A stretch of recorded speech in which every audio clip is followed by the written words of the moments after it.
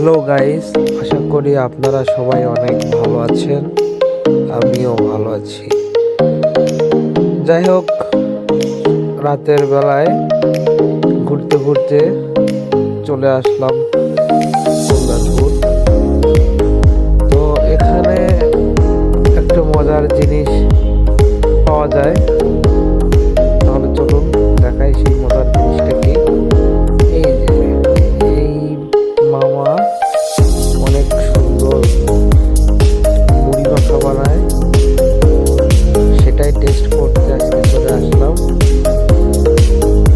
এই যে আমারটা আমি এখন অর্ডার দিয়েছি চানাচুর আর মুড়ি দিয়ে সে সুন্দর করে মাখিয়ে দিবে, আর সাথে একটু মরিচ দিয়ে দেবে, ঝাল হবে বেশি। শীতের দিনে ঝাল খেতে আসলে একটু ভালো লাগে।